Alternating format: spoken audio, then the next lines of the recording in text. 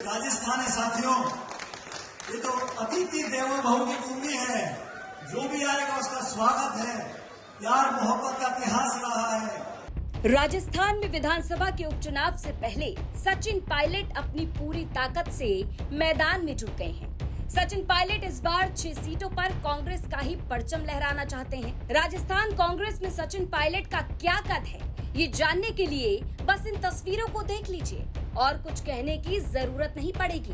मौका था सचिन पायलट के जन्मदिन का। अब जन्मदिन पर पार्टी के तमाम नेता, हजारों कार्यकर्ता सचिन पायलट की लंबी उम्र के लिए दुआ मांग रहे थे, प्रार्थना की जा रही थी, दान पुण्य कर रहे थे, गायों को चारा खिलाया जा रहा था। यहाँ तक कि पार्टी की महिला कार्यकर्ता भी अपने नेता सचिन पायलट के लिए रक्तदान करने पहुंची थी। पूरे प्रदेश में एकमात्र नेता सचिन पायलट ही हैं, जिनका जन्मदिन कुछ इस अंदाज में हर साल मनाया जाता है। ये तस्वीरें देखने के बाद बीजेपी वालों को काफी डर लगने लगा, क्योंकि जब जब मैदान में सचिन पायलट ने खुलकर ललकारा है, तब तब अच्छों की लुटिया डूबी है। बीजेपी के नए प्रदेश प्रभारी ने कांग्रेस का काम तब और आसान कर दिया जब राजस्थान पहुंचते ही उन्होंने प्रदेश कांग्रेस की सबसे मजबूत कड़ी को ही खोलने की कोशिश कर दी। अब कहानियाँ बदल चुकी हैं। अब यहाँ के लोग सचिन पायलट को भूल चुके हैं और उनको जमींदोज कर चुके हैं। हमारी भाषा में कहते हैं जमीन में गाड़ चुके हैं। सचिन पायलट और अशोक गहलोत का ज़माना गया। सचिन पायलट तब तक थे जब कांग्रेस में अशोक गहलोत थे। अशोक गहलोत गए, साथ में सचिन पायलट भी गए। सारा गुर्जर समाज इसके आसपास का हमारे पास है, सारा मीना समाज हमारे। विरोध होता है वैचारिक सोच का, काम करने के तरीके का, उस पर चर्चा हो, संवाद हो।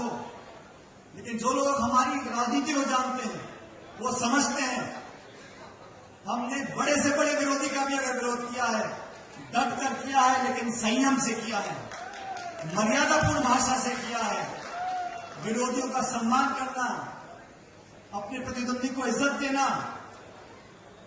संयम और मर्यादा की सीमा को नहीं लांघना, ये हमारी राजनीति का परिचय। पूर्वी राजस्थान में दौसा, सवाई माधोपुर और टोंक जैसे जिलों में सचिन पायलट के हजारों चाहने वाले हैं, जो पायलट के एक इशारे पर कुछ भी करने को तैयार हैं। चाहे गुर्जर हो या फिर मीणा, दोनों ही समाजों में सचिन पायलट की गहरी पैठ है।